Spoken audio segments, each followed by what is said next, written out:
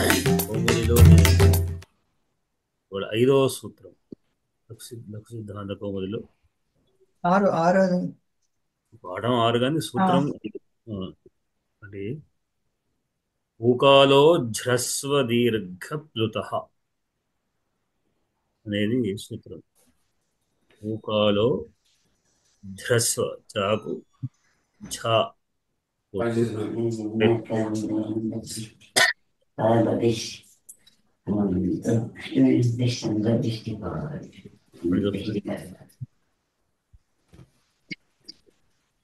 ఊకాలో ఝ్రస్వ దీర్ఘ ప్లుత. దీని పదవిభాగం ఊకాల అచ్చు హ్రస్వ దీర్ఘ ప్లుత. అంటే అచ్చు హ్రస్వ దీర్ఘ ప్లుత అని ఒకటి, అది అజ్రస్వ దీర్ఘ ప్లుత అనేది ఒకటే పదం. ఊకాల ఒకటి, అజ్రస్వ దీర్ఘ ప్లుత. దాంట్లో అజ్రస్వలో అచ్చు ప్లేస్ హ్రస్వం ఒక అజ్రస్వ అయింది. అచ్చు వేరు. ఊకాల అచ్చు హ్రస్వ దీర్ఘ ప్లుత. ఊకాల ఒకటి, అచ్చు ఒకటి, హ్రస్వ దీర్ఘ ప్లుత ఒకటి. 3 కూడా ప్రధాన వ్యక్తులే. ఊకాల అనే అకారాంత శబ్దం, అచ్ అనే చకారాంత శబ్దం, హ్రస్వ దీర్ఘ ప్లుత అకారాలు. దీంట్లో అర్థం ఏమిటి? ఊకాల. ఇక్కడ దీనికి వృత్తి ఏమని చెప్పాడు? ఉశ్చ ఊశ్చ ఊశ్చ వహ. ఉశ్చ అంటే ఉకారం, ఊశ్చ దీర్ఘం, ఊశ్చ కృతం. ఉశ్చ కృతం. ఊశ్చ ఊశ్చ అంటే కలిపితే, అంటే మూడింటిని ద్వంద్వ సమాసం చేస్తే వహ అయింది. అంటే ఉకారాన్ని ఉహు వహ అని అర్థం. 3 ఉకారాలు, 3 ఉకారాలకు బహువచనం చేస్తే వహ అయింది. ఇక్కడ వహ అనే దాన్ని తీసుకొని, వహ అంటే వాం కాలైవ కాల యస్య సహా అచ్. ఉకాల అంటే ఊ అనేటువంటి కాలం, అంటే వాం కాల. వాం అంటే వకారముల ఉకారముల యొక్క వాం అని మళ్ళా. వాం అంటే ఏమిటి? షష్ఠీ భక్తి. ఊ అనే శబ్దం యొక్క షష్ఠీ భక్తి వాం అయితే. అంటే శంభు శంభోజం, శంభోహు శంభోహు శంభోనాం. వాం ఇక్కడ ఊ అంటే వాం అని. వాం అనేది వాం అంటే ఉకారముల యొక్క, ఉకారముల యొక్క కాలం. కాలం అంటే పలికే కాలం. మనం ఏ అక్షరం ఎంత పలుకుతామో ఆ కాలానికి, దానికి హ్రస్వ దీర్ఘ ప్లుతము అనేటువంటి పేరు అని 3. అంటే వ్యాకరణము ఏ అక్షరాన్ని ఎంత పలకాలి అని ఒక నిర్దేశం ఉంది. ఏ అక్షరాన్నైనా మన ఇష్టం వచ్చేంతగా పలుకుతా అంటే కాదు. వ్యాకరణం నిర్దేశించింది ఏంటి? హ్రస్వం ఎంత పలకాలి, దీర్ఘం ఎంత పలకాలి, ప్లుతం ఎంత పలకాలి. దీన్ని హ్రస్వము ఏకమాత్ర కాలం అంటారు, దీర్ఘము ద్విమాత్ర కాలము, ప్లుతము త్రిమాత్ర కాలం అత్యధికం. దీంట్లో హల్లు హల్లు హల్లు మాత్రం కేవలం పొల్లు ఉన్నటువంటి హల్లు అర్ధమాత్ర కాలం. అంటే ఎక్కువ అని అనుకోండి, అర్ధమాత్ర కాదు. ఆ అంటే ఏకమాత్ర. ఏ మాత్ర అంటే ఏమిటి? చిటికెన వేసేంత కాదు. ఆ ఇంతే పలకాలి. దాన్ని దీర్ఘం తీస్తే ఆ అయిపోతుంది, దీర్ఘం అయిపోతుంది. 2 మాత్రలు కొంచెం మనం పలికే సమయాన్ని ఎక్కువ తీసుకుంటే అది కాస్త దీర్ఘం అయిపోతుంది. ఇంకా దీర్ఘం చేస్తే ఆ అని 3 తీసుకుంటే ప్లుతం అయిపోతుంది. త్రిమాత్రాకాలం ప్లుతం అని పేరు. అంటే మనకు ఆ ఇవన్ అన్నప్పుడు ఆ ఈ ఊ అనే హ్రస్వాలు మాత్రమే చెప్పబడ్డాయి అక్కడ. మరి ఆ ఈ ఈ ఊ అని మనం 3 చెప్పుకుంటున్నాం. జిల్లా రాసి చదువుకునేటప్పుడు 2 చెప్పుకుంటున్నాం కదా. ఆ చెప్పుకుంటాం. మరి దీర్ఘాలు ఎందుకు లేవు అంటే ఇక్కడ మనకు దానికి ఆ ప్రశ్నకు జవాబు దీంట్లో వస్తుంది. అకారము ఒక్క 2 కాలాలు కావు. ఆ అని 2 కాదు, దీర్ఘం కూడా, ప్లుతం కూడా ఒకటి ఉంది. అది మేము మా చిన్ననాట మేము చదువుకునే సమయంలో 3వ తరగతి అనుకో, ఇంకా స్పష్టంగా నేను 3వ తరగతి, 2వ తరగతి, 3వ తరగతి చదువుకునే టైంలో కూడా 4వ తరగతి మా ఫ్రెండ్ పక్క కూర్చున్నప్పుడు ఊరికే పక్క బెంచ్ కూర్చున్నాం, ఏదో మాట్లాడుతున్నాం. రెండు పాము అని రాసి ఇది ఎట్లా పలుకుతారు అన్నాడు. బహుశా మీకు ఎదురు చెప్పిండవచ్చు. అంటే నేను పాము అన్నాను. ఇది పమ్ము ఎందుకు అనకూడదు అంటే ఇట్లా రాస్తే పమ్ము అన్నాడు. మరి పాము అని ఇట్లా ఎందుకు అనకూడదు అన్నాడు. అంటే నేను నాలుగో తరగతి వాడిని, నాకు వాడికి చెప్పేంత జవాబు చెప్పేంత నాకు స్తోమత శక్తి లేదు, విషయం కూడా తెలియదు. మరి అది ఎట్లా రాస్తారు?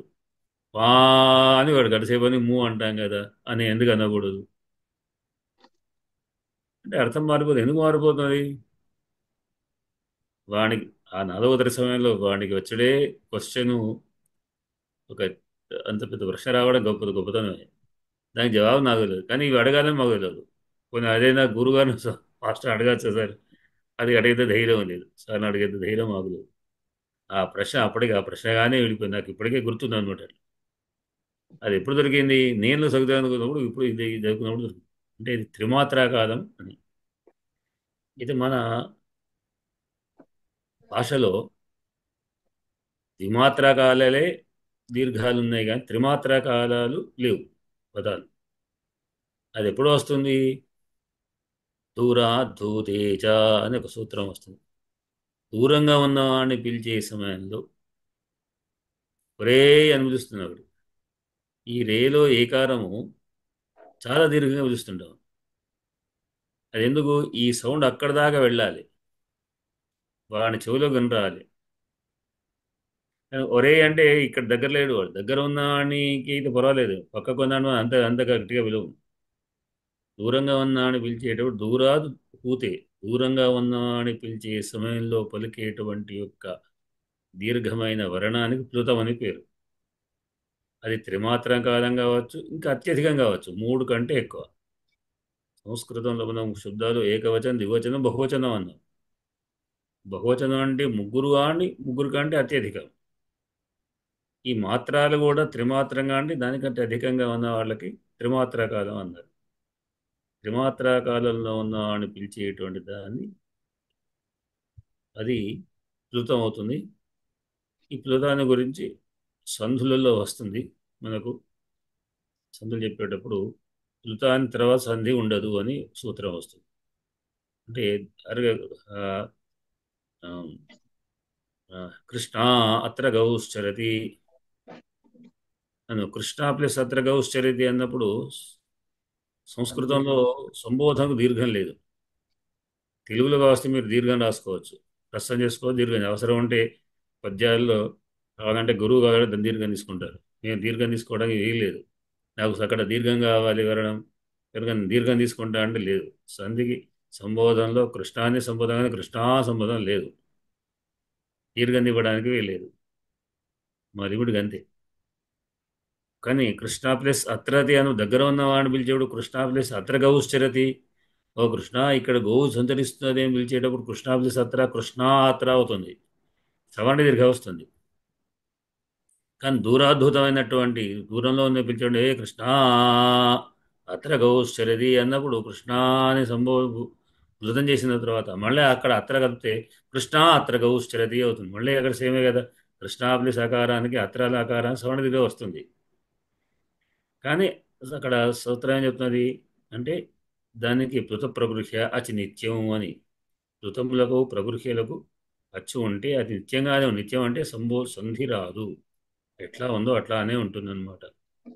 ఆ విధంగా అంటే కృష్ణ అని ఆపేసి అతర శ్రద్ధేం చేయాల్సిందేగా, సంధి చేయడానికి వీలు లేదు అని అంటే ఇది పృథంకు ఉన్నటువంటి ఒక ప్రయోజనం ఇక్కడ. ఈ విధంగా అక్కడ మనం చెప్పబడుతుంది. కనుక ఈ ప్రకారంగా మనకు అచ్చులు, అచ్చు అన్నాడు ఊకాలగా అచ్చు హ్రస్వ దీర్ఘముత, ఒక అకారమే కాదు ఇకారం ఉకారం ఉకారం అన్నీ కూడా అచ్చులు ఏవైతే ఉన్నాయో మూడు రకాలు అన్నాడు. ఇది జనరల్ సూత్రం. జనరల్ సూత్రం ఎందుకన్నా అంటే ఏవోలో లేదు, ఏకారంకు హ్రస్వమే లేదు. ఏ ఒకవేళ దీర్ఘం కృతం తీసుకోవచ్చు కానీ హ్రస్వ లేదు, కనుక ఏ అవలకు ఇక్కడ మనకు పనికిరాదు. ఇది జనరల్గా అచ్చనే సూత్రం ప్రకారంగా కొన్ని జనరల్ తర్వాత మన విశేష శబ్దాలు దాన్ని ఖండిస్తాయి. సామాన్య సూత్రాలు విశేష సూత్రాలు అని, సామాన్య సూత్రమును విశేష సూత్రం ఖండిస్తుంది, దానికి ప్రత్యేకమైనటువంటి మళ్ళీ ఇచ్చి సూత్రం కనుక అది వేరే విషయం. ఇప్పటివరకు అయితే అచ్చులో ఉన్నటువంటి ఒక్కొక్క అచ్చు మూడు రకాలు అనేటువంటిది ఈ సూత్రాన్ని నిర్దేశిస్తారు. ఇది దీంట్లో మాకు మీకు అది కూడా పెట్టినట్టున్నాను ఒక కారిక. ఏకమాత్రో భవేద్రస్వ ద్విమాత్రో దీర్ఘముచ్యతే ద్విమాత్రస్తు కృతో జ్ఞేయ వ్యంజనస్త్వర్థమాత్రక. అచ్చులకు అచ్చులు మాత్రం ఏకమాత్రమే మినిమం, కానీ వ్యంజనలు మాత్రం అంటే వ్యంజనం అంటే హల్లులు. స్వరములు వ్యంజనములు రెండు రకాలు. అచ్చులకు స్వరములు అంటారు, వ్యంజనములు అంటేనేమో హల్లులు. కనుక వ్యంజనాలు అనేటువంటివి అర్ధమాత్ర కాదు. ఒకరికే స్వరం అనే పదానికి వేదంలో ఇప్పుడు చెప్పేటప్పుడు స్వరం సరిగా ఉందా లేదా అంటారు. సహనా అవతు సహనౌ హునక్తు అన్నప్పుడు సహనా నా నాలో ఉండే ఎక్కడ అంటే ఏదైతే స్వరం అంటామో ఉదాత్త అనుదాత్తాలు అవి ఆ నా అనేటువంటి హల్లు అచ్చు రెండు ఉన్నాయి. హల్లు మీద కాక అచ్చు మీద ట్రెస్ కావాలి. సహనా ఆలో వస్తుంది అయితేనే స్వరం కరెక్ట్. ఎక్కడ అపస్వరం అంటారు, అపస్వరం పడింది అంటారు, సరే అవ్వదు. నా నా నా అనో నా నా నానో అంటే అకారమే పడుతుంది, నా అంటే నకారమే పడుతుంది. స్వరం అంటే అచ్చుల మీదనే మనం అర్థం చేసుకోవాలి. దాని మీద పడే కరెక్ట్గా ఆ స్వరం ఏదైతే మనం ఉదాత ఉదాత చూసినామో వాటి మీద పడితే అప్పుడు కరెక్ట్ అయినటువంటి స్వరం వస్తుంది అని. ఇది ఈ రకంగా మనకు మూడు రకాలైనటువంటి స్వరాలు అనేటువంటిది అచ్చులు అనేటువంటి ఈ విధంగా చెప్పబడ్డది. అంటే ఒక అచ్చు ఎన్ని రకాలు అనే విషయంలో ఇదొక మొదటి సూత్రం. ఇంకా ఎన్ని రకాలు ముందు ఉన్నాయి. ఒక అకారం మూడే రకాలు కాదు, 18 రకాలు అని చెప్పబోతున్నాను. కనుక 18 రకాలు, మొట్టమొదటి రకాలు మూడు రకాలు ఈ సూత్రం ద్వారా. ఇది ఈనాటి సూత్రం యొక్క రాజయ్య గారు మీరు రాసినటువంటి ఏదో ఏదో పెట్టారు, చెప్పండి. మీరు ఏదో పెట్టారు కదా అదొకటి ట్రాన్స్లేషన్ పెట్టా. మాకు తెలుగు ప్యాసేజ్ పారాగ్రాఫ్ ఇచ్చి సంస్కృతంలో మార్చు అన్నాడు. అయితే ఎవరు? అదే మాకు బుక్ లో ఉన్నాయి ట్రాన్స్లేషన్స్, వాటిలో తీసిచ్చా. దేశభక్తిని గురించి ఒక 3 మీరు సెంటెన్స్లు అడ్డంగా పెట్టా. పెట్టారు అది. ఇది అడ్డంగా ఉంది చూస్తే. అడ్డంగా ఏది సరే, అడ్డంగా ఉన్నాయట? కనబడుతున్నా కదా. నేను ల్యాప్టాప్ ఇట్లా దిప్పుకోవాలి ఇప్పుడు. అదండి చదవమంటారా? చదవండి చదవండి. దేశభక్తి అనేది సర్వోత్తమ గుణాల్లో ఒక గుణం. ఒక సెంటెన్స్ ఇది, కింద సంస్కృతం. దేశభక్తి నామ సర్వోత్తమ గుణేషు ఏకః గుణః. అంతే, ఏక గుణః ఆ విసర్గ తీస్తే అంతే కదా. దేశభక్తి నామ సర్వోత్తమ గుణేషు ఏక గుణః. అది సంస్కృతం ట్రాన్స్లేషన్. ఏకః గుణ, ఏక గుణః. అది ఏకగుణ, ఏకో గుణ, ఏకగుణ అంటే సమాసం. విడిగా ఏకో గుణ అనవచ్చు, అంతే కరెక్ట్. సంధి రెండవది, ప్రపంచంలో చేస్తే ప్రతి వ్యక్తి సంధి చేస్తే గుణ, సమాసం చేస్తే ఏకగుణ. రెండవ సెంటెన్స్, ప్రపంచంలో దాంట్లో ప్రతి గుణ వ్యక్తి ఏక తన అని పెట్టింది. గుణ ఏక, గుణ గుణ. ఏక అనవచ్చు. సరే, ఓకే, ఎట్లా రెండో చదవానా? ప్రపంచంలో ప్రతి వ్యక్తి తన దేశానికి రుణపడి ఉంటాడు. ఇది జగతి అని పెట్టాను. జగతి ప్రతి వ్యక్తి స్వదేశాయ రుణగ్రస్త భవేత్. ప్రత్యేక వ్యక్తి ప్రతి జగతి ప్రతి వ్యక్తి, ప్రత్యేక వ్యక్తి అని అంటారా? ప్రత్యేక ప్రతి వ్యక్తి అన్నది ప్రతి వ్యక్తి పెట్టాను. ప్రతి వ్యక్తి వాడకూడదా? సర్వ అంటే ప్రతివాడు. సర్వ అన్న అయిపోతుంది. ఆ, అది ఆహా. సరిపోతుంది ప్రతివాడు. స్వదేశాయ రుణగ్రస్త భవేత్. అది.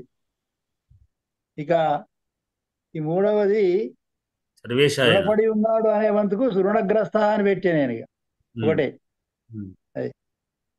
ఇక మూడో సెంటెన్స్ ఒక పెద్దగా ఉన్నది. ఏ దేశంలో అయితే అతను జన్మించాడో, ఎక్కడైతే అనునిత్యం ఆడుకున్నాడో, మరియు దేని ఆహారం మరియు నీటిని ఉపయోగించుకున్నాడో, ఎక్కడి గాలిలో అయితే జీవిస్తున్నాడో, దాని రుణము నుండి ఎప్పటికీ విముక్తుడు కాలేడు అని. ఇది ఏ దేశంలో అయితే అతను జన్మించాడో అనడానికి యస్మిన్ దేశే సహ అజాయత్. అజాయత. అజాయత. ఆ, అజాయత అజాయత అజాయత. ఆ, ఎక్కడైతే అనునిత్యం ఆడుకున్నాడో, ఎత్ర అనునిత్యం అక్రీడత్.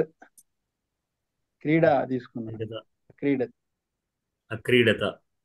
ఆ, క్రీడతే. క్రీడతి క్రీడతే. క్రీడత్ అది పరస్మైలోనే ఇచ్చాడు, నేను చూసే రాశాది. క్రీడతి. ఓకే. క్రీడతి. అక్రీడత. క్రీడగా క్రీ తర్వాత దేని ఆహారం మరియు నీటిని ఉపయోగించుకున్నాడో, ఇక్కడ యస్య ఆహారం జలంచ ఉపయోజితవాన్ అనవచ్చా? ఉమ్. ఉప ఉపయుక్తవాన్. ఉపయుక్తవాన్. ఉపయుక్తవాన్ అనవచ్చా? ఉపయుక్తవాన్. ఉప యుక్త. ఆ, ఉపయుక్తవాన్. ఉపయూతవాన్ ఉప అట. యుక్త. యుజ్. ఆ, ఉపయుక్తవాన్. అది ఎత్ర ఆ, ఎక్కడి గాలిలో అయితే జీవిస్తున్నాడో దాని రుణం నుండి ఎప్పటికీ విముక్తుడు కాలేడు అన్నాడు. ఇక్కడ ఎత్ర స్థితే పవనే జీవతి, ఎత్ర స్థితే పవనే జీవతి తస్య రుణాత్ కదాపి న ముచ్యతే. ఇంకోరు కదాపి విముక్త నభవతి. ఉమ్. తస్య రుణాత్ కదాపి విముక్త నభవతి అని రాశా, నముచ్యతే అని ఇంకోటి రాశా. ₹2. ఏది కరెక్ట్? అది విముక్త నముచ్యత. కరెక్ట్. విముక్త నభవతి అంటే అయిపోద్దా? ఏదైనా పర్వాలేదు. నముచ్యతే అని కూడా, ఎందుకంటే మనకు శ్లోకాల్లో వస్తుంటది కదా, ఉమ్. సర్వభగవాన్ ముచ్యతే అని చెప్పి అది ఉమ్. అది అది గుర్తుకు వచ్చి రాశాడు. ఉమ్. సరే. అది. ఇవి ఇక్కడ ఉపయోగిస్తాను, కొన్ని తప్పులైన సరి చేసుకుంటాను. ఉమ్. మీరేదో శ్లోకం కూడా అయిపోయిందో ఏకైశ్వర్య ఏదో. ఆ శ్లోకము ఇది నాకు దొరికింది మాళవికాగ్నిమిత్రంలో మొదటి ప్రార్థన శ్లోకం అది. ఉమ్. అంతే గుర్తించాను, మొత్తం పట్టుకున్నది. అది చదువుకుంటారా? ఏకేశ్వర్యే స్థితోపి ప్రణత బహుఫలే యః స్వయం కృత్తివాసాః. మళ్ళీ మొదటి వారం క్రితం వారం మంగళవారం పెట్టుకున్నాం. ఏమండి? అప్పుడు 15 రోజుల క్రితం పెట్టుకుందాం. అంటే మంగళవారం బుధవారం పెట్టుకుందాం. అప్పుడు ఆ శ్లోకం అని చెప్తున్నాను. అట్లా సరే ఉండాలి. మరి శ్లోకం ఎప్పుడు గుర్తు చేసుకోండి, చూసుకోవాలి. ఇప్పుడు పెట్టినవి చదవమంటారా? వీళ్ళు తెలియదు, మీరు చదువుతున్నప్పుడు శ్లోకం చూసుకోవాలి కదా. ఇప్పుడు చూడండి, వారికి ఆ శ్లోకం ఎక్కడ ఉందో చెప్పాలి కదా. మీరు శ్లోకం ఉంది అని ఇప్పుడు ఆనాడు మిగిలిన శ్లోకం పోయిన క్లాసులో అదే సంగతి. ఎంతమంది చెప్తున్నప్పుడు ఆ శ్లోకాన్ని మనం ఆ రోజు చదువుకోలేదు. చివరిది ఒకటి మిగిలింది. ఆనంద తాండవపురి అయిపోయింది, ఇంకొకటి అయింది. అది అంతే. అది చెప్పమంటారా? రేపటికి ఉంచుదామా? చెప్పండి. ఇదండి ఏకైశ్వర్య. ఏకైశ్వర్యే స్థితోపి ప్రణత బహుఫలే. ఏకైశ్వర్యే స్థితోపి ప్రణత బహుఫలే యః స్వయం కృత్తివాసాః కాంతా సమ్మిశ్ర దేహోప్యవిషయ మనసాం యః పరస్తాద్యతీనాం అస్తాభిర్యస్య కృష్ణం జగదపి తనుభిర్బిభ్రతో నాభిమానః సన్మార్గాలోకనాయ వ్యపనయతు సహ సహ వహ వస్తామసీం వృత్తిమీశః. వస్తామసి ఆయన ముఖ్యమైనటువంటి యొక్క ఇక్కడ పదవిభాగం చేస్తే వస్తామసీం వృత్తిమీశ. ఏకైశ్వర్య స్థిత అపి అంటే దేవుళ్ళల్లో అందరి కూడా సుప్రీం చాలా గొప్పవాడై కూడా అందరి ఎవరైతే పూజిస్తారో నతులై ఉంటారో వాళ్ళ యొక్క ఫలాలన్నింటినీ తీర్చేవాడు. కానీ అతను మాత్రం స్వయంకృత్తివాస గజచర్మాన్ని ధరించినటువంటి వాడు. ఆయన ఆయన మన మన కోరికలను తీస్తాడు కానీ ఆయన మాత్రం కట్టేది గజచర్మమే అని అర్థం. ఇక్కడ విరోధం ఏమిటంటే ఆయనకున్నది అదే అంటే ఆయన దగ్గర ఒక రూపాయి కానీ 10 మందికి 10 రూపాయలు ఇస్తున్నాడు అన్నట్టుగా. అదే అయ్యాక ఇంకా అంటే ఐశ్వర్య అనే దానికి అనంతమైనటువంటి అని అర్థం చెప్పుకోవచ్చు. ముందైతే అర్థం ఏంటంటే ముఖ్యం ఏక అంటే ముఖ్యమైన అర్థం కూడా ఉన్నది ఒకటి. అదే అనంతమైన అదే ఉంటాయి. ఉన్నది ఒకటే ఐశ్వర్యము. ఏకైశ్వర్య స్థిత అపి ఒకే ఐశ్వర్యంలో ఉన్నవాడైనప్పటికీ కూడా ప్రణత బహుఫలే నమస్కరించే వాడికి అనికమే అది అధికానిస్తున్నాడు అనేది విరోధం. విరోధం అయితే ఇంకొకటి కూడా ఇక్కడ మరి అంత గొప్పవాడై కూడా అన్ని ఐశ్వర్యాలు అంత శక్తి సంపన్నుడై కూడా గజచర్మాన్ని ధరిస్తాడు, పట్టు వస్త్రాన్ని ధరిస్తాడు అక్కడ. ఐశ్వర్యం ఇచ్చినా తాను మాత్రం కృత్తివాసుడే. కృత్తివాసుడే. కాంతా సమ్మిష్ట దేహోపి అవిషయ మనసాం అంటే అదేంటంటే అర్ధనారీశ్వరుడు, సగం పార్వతి సగం ఆయన అయ్యుండి కూడా స్త్రీ పక్కకు ఉండి కూడా ఏదైతే ఉన్నదో విషయలోలుడు కానటువంటి వాడు అని ఇక్కడ అట్లా అన్నమాట. దానికి విషయలోలుడు కానటువంటి వాడు అని ఇక్కడ అర్థం. అంతే కదా. కాంతా సమ్మిశ్ర దేహుడు అంటే భార్య అంటే ఎంత ప్రేమ అంటే శరీరాన్ని ఇచ్చేసినటువంటి గృహస్థుల్లో కల్లా పెద్ద గృహస్థుడు ఆయనే. అదే ఇప్పుడు మనం అందరం కాంతరం కలిసి అంతా కలిసి లేవు, అంతా కలిసి ఉన్నాడు అనమాట. అవిషయ మనసా వ్యపరహ విషయ మనస్కులు అన్నటువంటి యొక్క వైరాగ్యులైనటువంటి వారిలో అతడే పరుడు. అదే ఎంతో తపస్సంపన్నైనటువంటి వాళ్ళ కంటే కూడా అతీతుడు అన్నమాట ఆయన. యతుల్లోకెల్లా పరుడు. అదే గృహస్థుల్లోకెల్లా గొప్ప గృహస్థుడు ఆయనే, సన్యాసులకు గొప్ప సన్యాసి అయింది మళ్ళా. అట్లా అలాగ అందరిని మించినటువంటి వాడని. అష్టాభిధి యస్య కృష్ణం జగదపి తనుభిర్బిభ్రతో నాభిమానః అంటే అష్టమూర్తయే భుజంగహారమకుట శోభితాయ అన్నది. అష్టమూర్తులు ఇక్కడ ఏమిటి అంటే పంచభూతాలు, సూర్యుడు, చంద్రుడు, యజమాని, ఇదే కదా ఇవి అష్టమూర్తులు అన్నమాట. వీటితోని గొప్పదైనటువంటి బృహత్ విశ్వాన్ని ఏదైతే విశ్వం అనేటువంటి యొక్క శరీరాన్ని దాల్స్తున్నటువంటి వాడై కూడా అంతటికీ తనే మూలం అయినటువంటి వాడై కూడా ఆయనకు అభిమానం అనేటువంటిది లేదు అని. అంతే కదా. అదే తర్వాత పేరు పేరు అంటే 8 శరీరాలు ఉన్నప్పుడు కూడా అభిమానం లేదు. అంటే ఇంత బోర్డులను నాభిమాన అన్నిటికీ అధిపతి అయి ఉండి కూడా ఆయనకు అభిమానం లేదు. అట్లా అది సన్మార్గాలోకనాయ వ్యపనయతు సహ వహ తామసి వృత్తిమి ఈశః.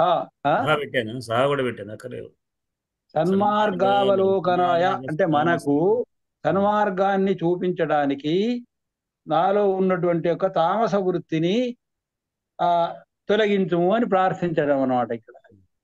అంతే కదా. అదే తామసి వహ తామసీం వృత్తిం ఈశః అట్లా అన్నమాట. సన్మార్గావలోకనాయ వ్యపనయతు సహ వహ తామసీం వృత్తిం ఈశః సన్మార్గాలోకనాయ వహ తామసీం వృత్తిం వ్యపనయతు. సన్మార్గలోకనం కొరకే మీలో ఉన్నటువంటి తమో వృత్తిని, తమో అంటే అంధకార వృత్తిని, నాలో ఉన్న తమ అజ్ఞాన వృత్తిని వృత్తి తొలగించమని అనేది చెప్పి అదే కనుక వీళ్ళ కొరకు మీలో సన్మార్గలోకం తీసేసుకోక తామస వృత్తిని తొలగించుగాక. ఇప్పుడు తొందరగా దొరికింది మాకు. పోయినేడు మాళవికాకిని విత్తనం ఉండే, చూసేసరికి దాంట్లో నేను మేఘ సందేశం చూస్తున్నా, మేఘ సందేశం దాన్ని కోట్ చేశాడు. ఎక్కడంటే మాళవికాకిని విత్తనం, మాళవికాకిని విత్తనం రిఫర్ చేశాడు. అట్లా అనమాట. అదే అదే ఇప్పుడు ఇవాళ శ్లోకాలు మనం పెట్టుకున్నాం. ఇవాళ శ్లోకాలు చాలా మంచిగా ఉన్నాయి. ఉమ్. రెండవది దొరికింది, మొదటిది గురువారికి బహుశా అది. నమస్కారం. ఆలస్యానికి క్షంతవ్యుణ్ణయ్య. మీరు అవధానాలు ఉన్నారని తెలిసింది. ఏది ఎందులో లేను, బజార్లో ఉన్నా. అంతేనా?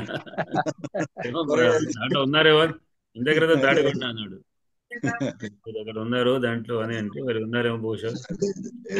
కూరగాయలు తీసుకొని వచ్చాను. ఉమ్. ఆలస్యం స్నానం చేయడం. ఇక్కడ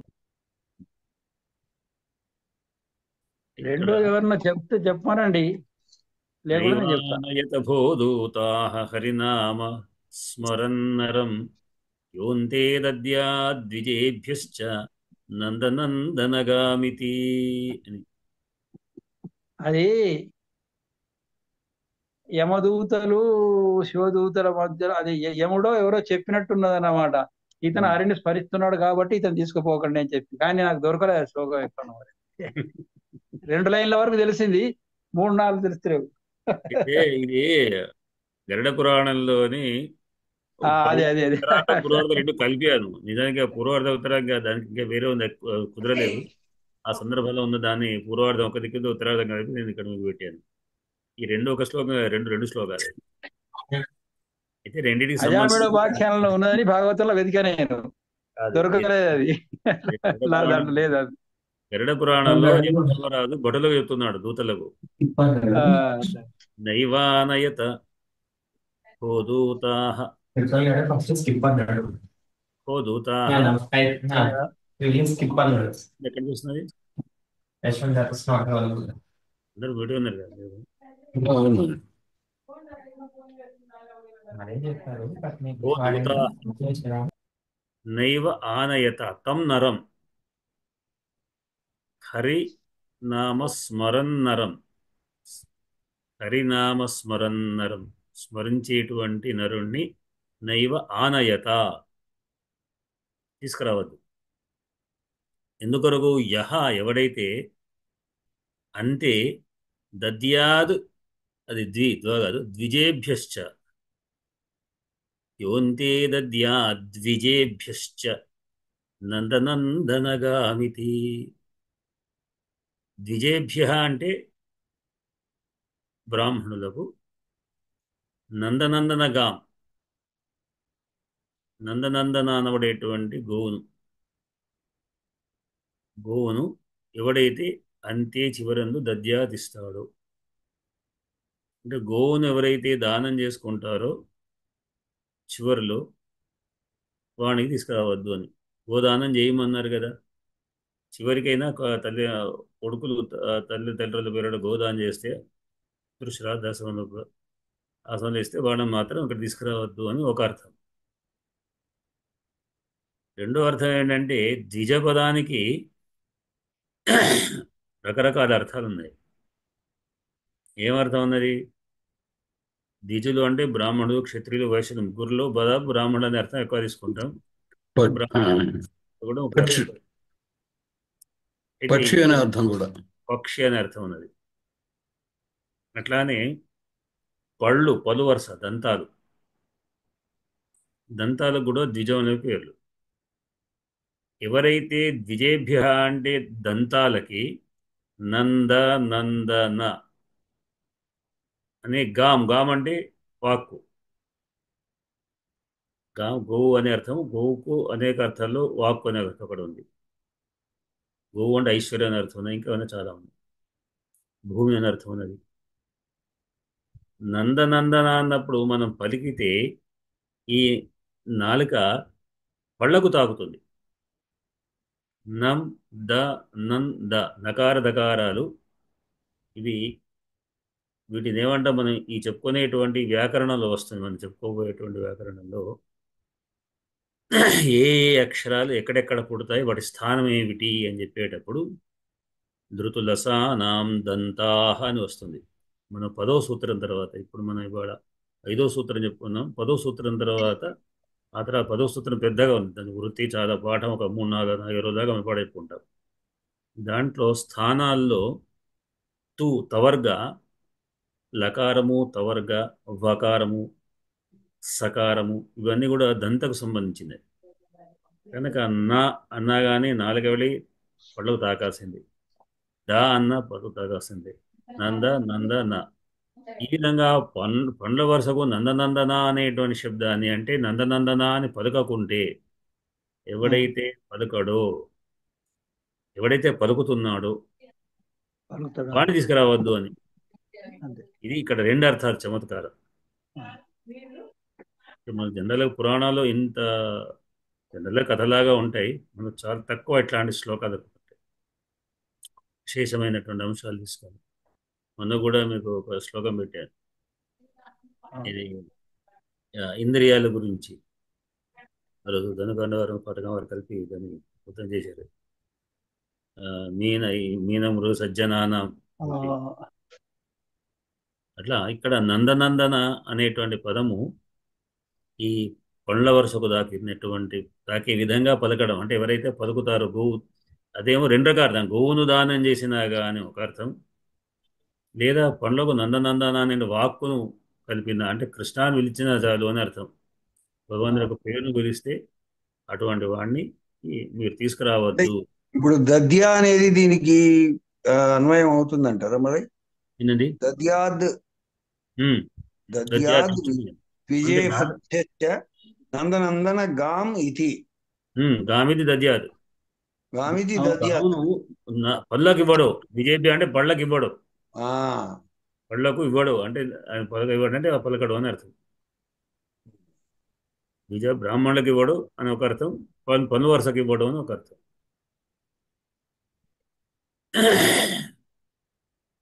ఈ ద్విజపదం నేను ఇక్కడ ఇవాళ చివరి దాంట్లో శ్లోకంలో ఈ ద్విజ అనే ఎన్ని అర్థాలు కొని రాశాను అనేటువంటి నిష్కాస్య ద్విజరార్థమోంధుడు జాతీయ అనే దాంట్లో ద్విజపదాన్ని ఒక 4-5 అర్థాల్లో నేను వాడేనా, అది మీకు ఎప్పుడో రాసింది. ఇది దీంట్లో ఇక్కడ పెట్టాను, తర్వాత దాన్ని చూద్దాం.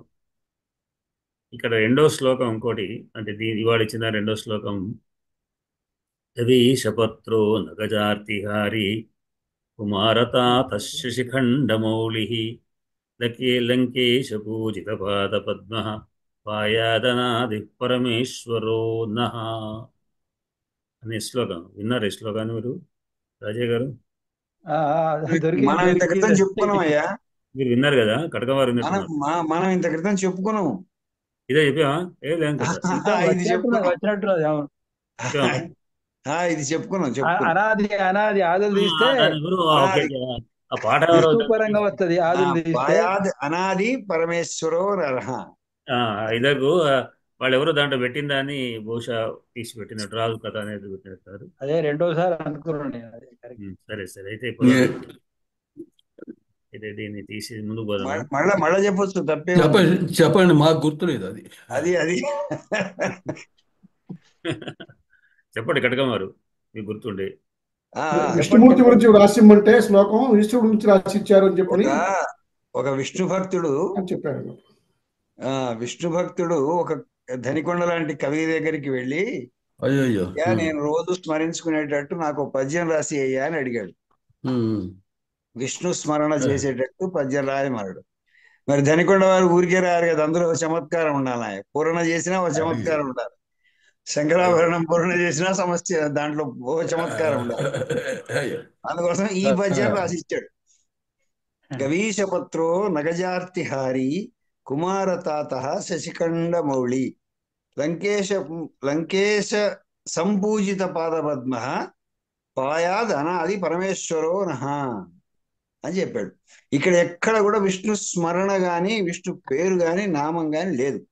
లేకపోగా గవీశపత్రో ఎద్దు వాహనం కలిగినటువంటి వాడా, నగజార్తిహారి వాడే తృతీయనే, అదే థర్డ్ పర్సనే. నగజార్తిహారి అంటే పర్వతపుత్రి యొక్క ఆ, బాధను తొలగించేవాడా. కుమార తాత, కుమారుడికి తండ్రి. శశిఖండ మౌళి, శశిఖండాన్ని తల మీద తెలిసిన వాడు. లంకేశ సంపూజిత పాదపద్మ, లంకేశుడి చేత పూజింపబడేటటువంటి పాదపద్మాలు కలిగిన వాడు. అలాంటి వాడు పాయాద్ అనాది పరమేశ్వర, ఆది లేనటువంటి పరమేశ్వరుడు పాయాద్ రక్షించుగాక నన్ను అనే అర్థంతో రాశాడు. వాడికి కళ్ళు తిరిగిపోయినాయి. ఇదేమిటా, నేను అడిగింది ఏంది, నేను చెప్పింది ఏంటి, ఏమయ్యా ధనికొండ వారు అని మళ్ళీ అడిగాడు. అడిగితే అది కరెక్టే పో, నేను కరెక్టే ఇచ్చాను పో, ఎవరికైనా చెప్పుకోపో అన్నాడు.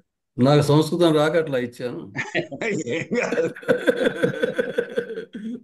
ఇందులో దీన్ని అప్పుడు తీసపోయి ఇంకొక పాటిబళ్ళ శేషగిరిరావు గారు లాంటి వారికి ఇస్తే వారు అప్పుడు దాన్ని చూసి, అయ్యా ఇది విష్ణు స్మరణేను, కాకపోతే ఇందులో చిన్న కిటుకు పెట్టాడు, పాయాద్ అనాది, ఆది తొలగించాలే, అన్నింటికి ఆది లేనటువంటిది, ఆది త్వరం లేకుండా తీసేస్తే అప్పుడు ఎవరు వస్తారో చూడండి అన్నాడు. ఎక్కడ గవీషపత్రో అనేటప్పుడు గా తొలగించమన్నాడు. అప్పుడు వీషపత్రో అయింది. అది వీహి అంటే విహంగము, పక్షి, పక్షి వాహనం కలిగినటువంటి వాడు గరుడు వాహనుడు విష్ణువు. నగ జార్తిహారి, నా తీసేసుకో, గజార్తిహారి, ఏనుగును రక్షించినటువంటి వాడు, ఏనుగు యొక్క బాధను తొలగించినటువంటి వాడు. కుమారతాత, కు తీసేస్తే మారతాత అంటే సంస్కృతంలో తండ్రి. తర్వాత శశిఖండ మౌళి, ఆ శ తీసేస్తే శిఖండ మౌళి. శిఖండం అంటే నెమలి యొక్క ఈక ధరించేటటువంటి వాడు. లంకేశ సంపూజిత పాదపద్మ, ఈ లం తీసేసుకోవాలి. అప్పుడు కేశ సంపూజిత పాదపద్మ అవుతుంది.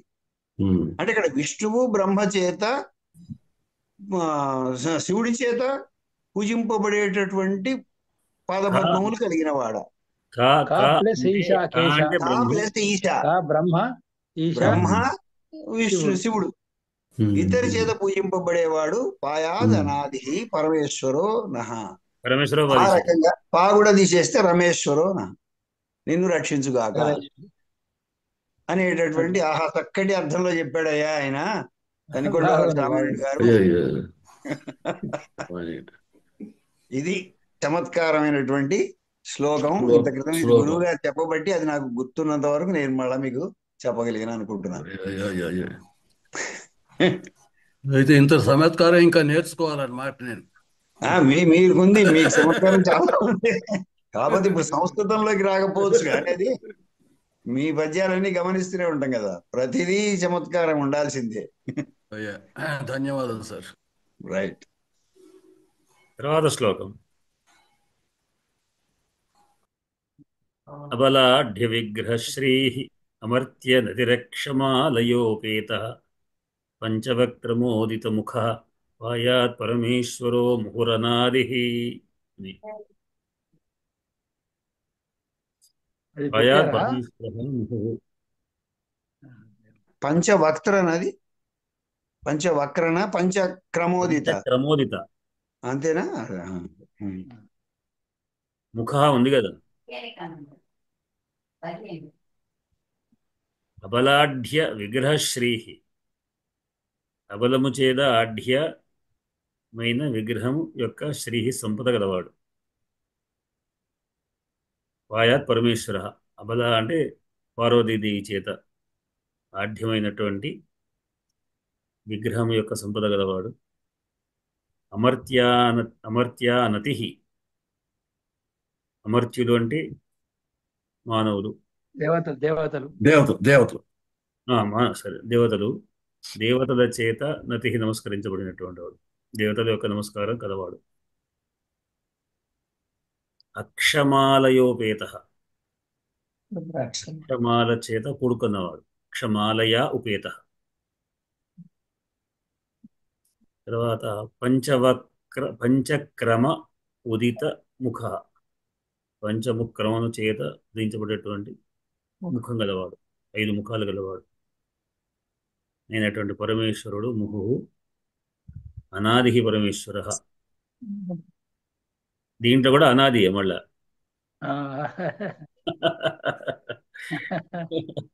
కనుక దీంట్లో తీసేస్తే బలాఢ్య విగ్రహ శ్రీహి,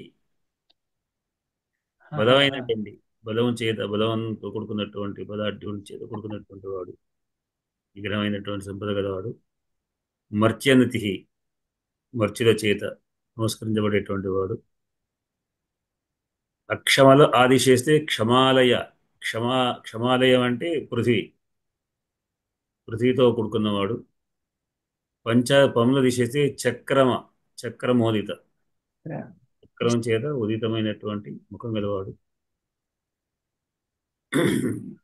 ప్రకాశించేట ముఖం గల మోదితం అంటే ఆమోదించబడ్డటువంటి అన్నట్టు. అటువంటి రమేశ్వరుడు అనేటువంటి రెండు స్టోరీ. దీంట్లో నేను ఇంత క్రితం ధర్మపురి వర్ణన అనేటువంటి పేరుతోని ఒక కావ్యం రాద్దామని సాహసించాను. కానీ నా సోమర్థనం వల్ల అది పూర్తి చేయలేకపోయినాను. దాదాపు 70-80 శ్లోకాల దాకా ఎప్పుడో 10 ఏళ్ళ క్రితం, 10-15 ఏళ్ళ క్రితం రాశాను. చాలా అది అట్లానే ఉండిపోయింది. ఎప్పుడప్పుడు మధ్య మధ్య గుర్తు వచ్చినప్పుడు 1 నెలకు, 2 నెలలకు, 3 నెలలకు ఒక శ్లోకం రాస్తే దండ పెడుతుంటారు. దీంట్లో ఇవాళ మీ ముందు ఒక శ్లోకం పెడుతున్నాను. నిష్కాస్య ద్విజరార్తమోంధపటలం యాత్యేకతో హ్యంబరాత్ రావైర్జాగరయన్తి చ ద్విజవరాః నిద్రాహత స్పందనాన్ చిత్వాంధం ద్విజకాంతిభిర్ద్విజవరాః సుశ్రావయంతి శ్రుతీః ప్రాతర్ధర్మపురీపురస్య హి జనాన్ కుర్వంతి చైతన్యకాన్. ప్రాతకాల వర్ణన ఇది. ఏమైనా మీకు అర్థమవుతుందా రాజయ్య గారు, శైలజ గారు? ఇంకోసారి చదవండి. నేను దాని స్క్రిప్ట్ లేదు కదా, అందుకోసం. నిష్కాస్య ద్విజరాట్ అని మీరు దాంట్లో ఉందా? మీరు కనబడుతుంది, వేరే లేదా అంటే రాసుకోలేదు. లేదు. నిష్కాస్య ద్విజరాట్ తమోంధపటలం యాత్యేకతో హ్యంబరాత్. నిష్కాస్య అంటే వెలువరించడం, బయటికి తోరడం. నిష్కాస్య ద్విజరాట్ తమః అంధపటలం. ద్విజరాట్ అంటే విప్రవర్యులు అని అర్థం. తమోంధపటలం, దట్టమైనటువంటి చీకటి, దట్టమైన చీకటి. ద్విజరాట్ అంటే బ్రాహ్మణుల్లో శ్రేష్ఠుడు అని అర్థం. చంద్రుడు, అంతే. లేదా చంద్రుడా? అతను కూడా ద్విజరాట్. ద్విజుడు చంద్రుడు, చంద్రుడు కూడా అర్థం ఉన్నది. ద్విజరాటు తమోంధపటలం, చంద్రుడిని పంపించేసి తమోంధపటలం నిష్కాస్య.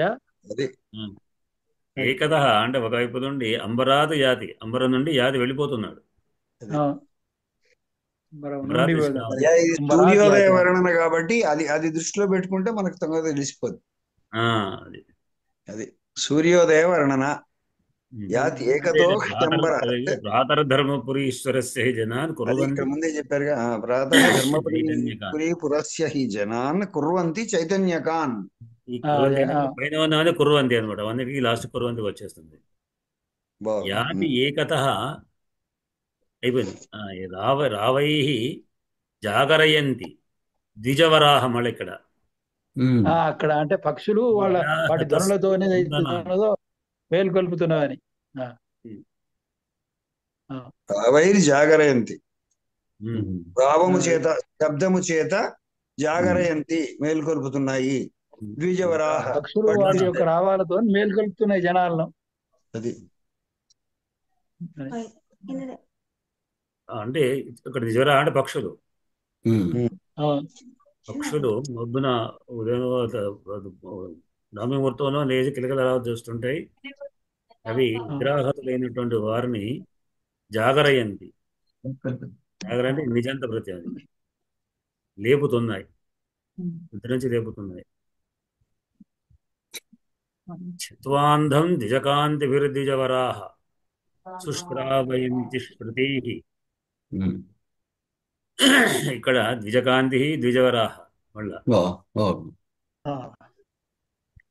వాడు వేద ద్విజవరాహ. పఠనంతోని ద్విజవరాహ అంటే ఇక్కడ బ్రాహ్మణ శ్రేష్ఠులు, బ్రాహ్మణులు, బ్రాహ్మణ వర్యులు. ద్విజకాంతిభిః ఆ? ద్విజకాంతిభిః అంధం చిత్వా. మనస్సులో ఉన్నటువంటి అంధాన్ని తెలియజేస్తున్నారు. ద్విజకాంతులు అంటే పలు వరుస కాంతులు. ద్విజం అంటే పళ్ళ పెట్టారు మరి ఇక్కడ. మూడు తీర్ల వాడారు ద్విజను. పలు వరుస కాంతులతోని అంధం చిత్వా అంటే వాళ్ళు పలుకుతుంటే ఆ పాటల వలన పళ్ళు తిరగడం ద్వారా ఆ కాంతుల చేత అంధాలు వారు చేస్తూ శృతి శుశ్రావయంతి శృతులను వినిపిస్తున్నారు వేదాలను. అత్యద్భుతంగా ఉంది సార్. అద్భుతంగా ఉంది. ధర్మపురి పురస్య హి జన. మీ ధర్మపురిని కళ్ళ ముందు నిలబెట్టేటుంది. అద్భుతంగా ఉంది. మీ అంత ద్విజను మూడు తీర్ల వాడారు. ఒక చోట పక్షి అని, ఒక చోట ఏదైతే ఉన్నదో బ్రాహ్మణుడు అని, ఒక చోట దంతాలని, ఇంకో చంద్రుడు అని ఇంకో చోట 4 రకాల. అది 4 చోట్ల విజయవరాను ప్రాతః ధర్మపురి పురస్య హి జన. ధర్మపురి పురం, ధర్మపురి అనే పురం. రెండుసార్లు పురం అంటే ఒకటి పురి పేరు, ఒకటి పురం అనే మామూలుగా జనరల్. పురి పురస్య జనాను చైతన్యాన్ని కుర్వంతి, చైతన్యవంతం చేస్తున్నాయి. అంటే అప్పుడు అందరినీ లేవులు అని, అప్పుడు నిద్రావస్థలో ఉన్నటువంటి వారని లేపుతున్నాయి అనేటువంటిది శ్లోకం ఇది. నిష్కాస్య అంటే ఇక్కడ ఏమిటి సార్? నిష్కాస్య అంటే ఉపసర్గతోని కస్ అనే ధాతువు, దానికి ప్రాపసి ప్రకాశం అవుతుంది. వికాసము, నిష్కాసము. నిష్కాసం అంటే వెలగొట్టడానికి, నిష్కాసం వెళ్ళగొట్టడం, తొలగించడం. కసతి కాసయతి, ప్రకాశయతి, నిష్కాసయతి నిష్కరింపజేస్తుంది. నిష్కాస్య అంటే పంపించి,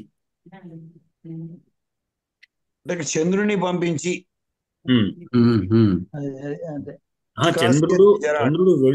చంద్రుడు తమోంధపటల నిష్కాస్య. ఇక్కడ చంద్రుడు ఇంకెందుకు ఉంటాడు? అంధకారం పంపిస్తూ తాను వెళ్ళిపోతున్నాడు. ఇంతవరకు తాను పంపించాడు, అంధకారం తాను పంపిస్తూ, ఇప్పుడు తాను ఏకదాయి అది ఇంకో వైపు నుంచి వెళ్ళిపోతున్నాడు. విరాట్ తమోంధపటలం నిష్కాస్య అని అన్వయం చేసుకోవాలి.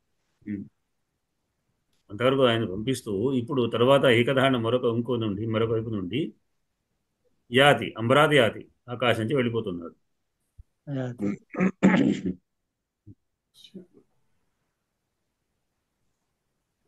దాదాపు 2010-11 ప్రాంతంలో రాసిన శ్లోకం. నేను ఫేస్బుక్లోకి ప్రారంభం రాకముందు రాసిన తర్వాత నాకు ఫేస్బుక్ అంటే ఇది లేదు, ఏమీ లేదు. ఎవరో నన్ను ఫేస్బుక్లో ఊరికే మా పిల్లలు ఫేస్బుక్లో ఉండు అంటే చూస్తే దాంట్లో ఏం లేదు. అందరూ ఫైన్ అంటే ఫైన్ బాగుంటుంది, నాకు ఇంతకంటే ఎక్కువ దాంట్లో ఏం కదండి. ఎందుకు పనిలే కదా అని అనుకున్నాను. ఫోటోలు పెట్టడం సూపర్ అంటే సూపర్, ఇదే పదా ఉందంటే ఇంకేం లేదు. ఒకవేళ ఫోటో చూడడం మెచ్చుకోవడం, ఎందుకు పనిలే అనుకుంటే దాంట్లో కూడా ఎవరో మాకు ప్రెసెంట్ ఉండేవాళ్ళు ఒక గ్రూపులు ఏర్పాటు చేసి కవిత్వం, అది జనరల్ భావ కవిత్వాలు. భావ కవిత్వాలు ఎంటర్ అయ్యి ఊరికే నేను కూడా భావ కవిత్వాలు పనులేని అని పెడుతుండే. అప్పుడప్పుడు ఈ శ్లోకాన్ని పెట్టాను, నా పద్యాలు పెట్టాను. శ్లోకాలు పద్యాలు, నాకు పద్యాలు కూడా రాసేవాడిని కాదు. దాంతో పద్య ఇంకేదో గ్రూప్ ఉండే, దాంట్లోకి వాళ్ళు ఎవరు చేర్చారు, వాళ్ళు చేర్చారు, దాంట్లో పెట్టి ఆ సమయంలో అంతకృష్ణ గారు నన్ను చూశారు. శ్లోకాలు బాగున్నాయని అంటూ ఆయన దానికి జవాబులు రాయడం, ఇంకేదో ఆ తర్వాత ఎట్లా వేరే వేరే గ్రూపులకి నాకు తెలియకుండానే ఎంటర్ అవ్వడం, ఏదో అవ్వడం మొత్తానికి అయింది. ఆయన ప్రత్యేకంగా అంతకృష్ణ గారు నాకు మెసేజ్ పెట్టి, నేను ధర్మపురికి వస్తాను, మిమ్మల్ని గెలవచ్చా అని. అప్పుడు నాకు తెలియదు వారు ఎవరు కూడా. అప్పుడు మనకి ఏం లేవు, వాట్సాప్ గ్రూప్స్ ఏం లేవు, కేవలం ఒక ఫేస్బుక్లోనే చాటింగ్లో దాంట్లో వస్తుంటే ధర్మపురికి వస్తాను ఇప్పుడు పొద్దున అంటే కరెక్ట్ అదే రోజున నేను వేరే గోదావరికి ప్రోగ్రాం వెళ్తున్నానండి. అన్న మీరు ఎప్పుడు వెళ్తారు అన్న అంటే పొద్దున్న ఎందుకంటే నేను పొద్దున్న 5:30 వస్తాను, మీరు ఒక 15 నిమిషాలు పట్టుకుని మిమ్మల్ని కలుస్తాను అంతే అన్నారు. సరే రండి అన్నాను. వారికి కాసిన ఏర్పాట్లు నేను చేశాను. మార్నింగ్ వరకు వస్తుంది. ఈ మార్నింగ్ వాకింగ్లో వస్తే వాళ్ళని కలిశాను. వాళ్ళు చాలా సంతోషపడి మీ పుస్తకం ఇవన్నీ చూస్తున్నాను, చేస్తున్నాను. చాలా శ్లోకాలు నేను ఇవన్నీ చూశాను. నేను మధ్య మధ్య గుర్తు చేశారు, ఏమైనా మీ గోదావరి ఎంతవరకు వచ్చింది అని. మధ్య మధ్య గోదావరి ఉన్న ఒక 20-30 శ్లోకాలు గోదావరి వరడం అవన్నీ కూడా ఇట్లాంటివి. ఆ తర్వాత పరిసగోడు పరిచయం కూడా ఏంటంటే, అంటే నిజానికి ఈ ఫేస్బుక్ వల్లనే కొంచెం ఉత్సాహం ఎక్కువ వచ్చింది చూడడం, ఇది రాయడం కానీ అది కానీ ఇది కానీ అందరి పరిచయాలతోని. లేకపోతే సరే ఏదో మనం రాసుకుంటే అది మంచిగా చెడ్డో తప్పో ఒప్పో రాస్తుంటే చేస్తుంది. ఇది ఈ శ్లోకం యొక్క చరిత్ర. వాటికి మన అయిపోయినాయి పాఠాలు, విషయాలు కూడా ఈ అయిపోయినాయి. చైతన్య కాన్ అనడంలో ఏమిటి ఇది, ఎక్కడ ఈ పదం ఎట్లా వచ్చింది? చైతన్య కాన్ అన్నారు కదా. చైతన్యకులు అంటే నేను అంటే కలవాడు అనే అర్థంలో వాడుతుంటారు. కా అనేటువంటి ప్రత్యయం కలది అనే అర్థంలో కూడా వాడుతుంటారు. లేకుండా కొంచెం చోట కలుపుకుంటూ వచ్చాను. చైతన్యకులు, చైతన్యకులు, బాలులు బాలకులు, బాలికలాగా. హనుమంతుని మీద ఒక శ్లోకం రాశాను, చెప్పండి, వినిపిస్తాను ఒక క్షణం. కుల్యాం కృత్వా మహాంబోధిం లంకాం యో గతవాన్ సుధీః, లంకాం యో గతవాన్ సుధీః దుష్టవాన్ అవనీపుత్రీం తం వందే పవనాత్మజం. మడేపండి. కుల్యాం కృత్వా మహాంబోధిం, కుల్యానా, కుల్యాం చిన్న కాలువ వేసుకొని, కుల్యాం అది స్త్రీలింగమే ఉన్నది. కుల్యాం కృత్వా మహాంబోధిం లంకాం యో గతవాన్ సుధీః దృష్టవాన్ అవనీపుత్రీం తం వందే మారుతాత్మజం పవనాత్మజం. చిన్నగా అనుష్ఠుపు అట్లా ప్రయత్నం చేశా. మీరు అనుష్ఠుపోయిన పెద్ద రాయాలి, అనుష్ఠుపోయేందుకు పెద్ద రాయాలి అంటున్నా. ఇప్పటికైతే ఉపజాతులు ఇవి నడుస్తున్నాయి, పెద్దవాడి పోయేది. ఇంకా రాశ ఒకటి రెండు మందాక్రాంతాలు కూడా రాశా, కానీ ఇవి చిన్న చిన్నవి తొందరగా నడుస్తున్నాయి అట్లా. జాతి కానీ వసంత కానీ వసంత తిలకము ఇవి రాస్తున్నా. ఇది అనుష్ఠుపుడు, వసంత తిలకము అవి కూడా చూస్తున్నా. ఉపజాతులు కూడా కొన్ని రాశాను. చాలా వృత్తాలు నేను ప్రయత్నం చేస్తుంటాయి. ఎన్ని వృత్తాలు అంటే ఇప్పుడు నేను వృత్తాలు కొత్తగా శార్దూలం రాయొచ్చు, శార్దూలం కానీ ఇక కొత్తవి శ్రద్ధర మహాశ్రద్ధరుడు నేను 40-50 రకాల వృత్తాలలో రాసుంటాను. నేనే లెక్క పెట్టుకునే వృత్తాలు కనబడితే వృత్తాల్లో రాయాలని ప్రయత్నం చేయడం అట్లా ప్రయత్నం చేస్తారా. కాళిదాస్ గారి చదివితే మందాక్రాంతం తొందరగా వస్తుంది. మందాక్రాంతం ఒకటి రెండు రాశా నేను. లయ కూడా నాకు పట్టు 30 శ్లోకాల దాకా వస్తాయి నాకు. పూర్వమేఘంలో వస్తాయి 30 దాకా నాకు. కొంచెం ప్రయత్నం చేస్తే మనం మేఘ సందేశం పాఠం మొదలెడదాం. ఒక్క శ్లోకం ఒక రోజు సరిపోదేమో అనిపించింది నాకు. అది మందాక్రాంతం బాగా ఉన్నది. మేఘ సందేశం అబ్బో అవి పెద్దగా ఉంటాయి బాగా. శ్లోకం పాఠం చెప్తే ఒకనాటికి అది మనం సమయం జరుగుతుందా లేదా అనే విధంగా అనిపించి నేను 67 శ్లోకాలు పూర్వమేఘంలో ఉన్నాయి, దాంట్లో 60-65 దాంట్లో ఉన్నాయి ఉత్తరమేఘంలో. మేఘ సందేశానికి రామోరా బ్రహ్మాండమైన వ్యాఖ్యానం రాశాడు. రామోరా బ్రహ్మాండమైన వ్యాఖ్యానం రాశాడు. మా నాన్నగారు ఒక దానికి ఎవరికో భూమికి రాశారు మందాక్రాంతం. అది ఎవరు? ఈయన మన రమణాచారి రాసిన దానికి వెంకట సూర్య ఏమున్నది, బుక్కునారు. మీ నాన్నగారు రాశారు దానికి అభిప్రాయం. అవును, రైట్. అది 3-4 పేజీల్లో బాగానే ఉన్నది. నేనది 80-81 తీసుకుని హైదరాబాద్ అట్లా. మీరు అనుమతిస్తే రోజు ఒక్క శ్లోకం నాదేదో ఒకటి పెడతాను వీటితో పాటు. అయ్యో మీరు పెట్టండి, మా అనుమతి పెడితే అంటే నేను మీరు అనుమతి, మా మేము అనుమతి తీసుకోవాలి, మీరు అనుమతి తీసుకుంటే లేదు. మాకు తెలుస్తానికి నాకు చెప్పేది. అది రసధుని అని ఒక గ్రూప్ ఉన్నది సార్. అవును, ఆ గ్రూప్ లో మీరు శ్లోకాలు పెట్టండి, మిమ్మల్ని యాడ్ చేస్తా. ఓ శ్లోకం పెట్టి తాత్పర్యం రాస్తారు. రసధుని ఫేస్బుక్ గ్రూప్ అండి. ఫేస్బుక్ లో రసధుని ఉన్నట్టుంది. అవును, చూసాను. అవునండి, నాదే ఆ గ్రూప్. బహుశా నేను ఉన్నాను అనుకుంటానండి. అదే మిమ్మల్ని మీరుండే ఉంటారు దానిలో. ఇక్కడ ఉన్న వాళ్ళు అందరూ ఉన్నారు దానిలో. అంటే వేరే వాటిలో నాకు అంటే జనరల్ ఎక్కువ దేంట్లో పెడతలేను. అదే ఏమంటే వాటిలో పెట్టే కంటే పెట్టకూడదు, చూడడానికి సరిపోతాయి అసలు. పెట్టిన సంగతి ఏం చూసలేదు, చూడడానికి తక్కువ అయిపోయినాయి. సరేనండి, అందరికి కూడా శుభరాత్రి, ధన్యవాదాలు. శైలజ గారు అనుమతి ఇవ్వండి. ధన్యవాదాలు. చెప్తాను. రేపు అందరూ వస్తారులేండి రేపు.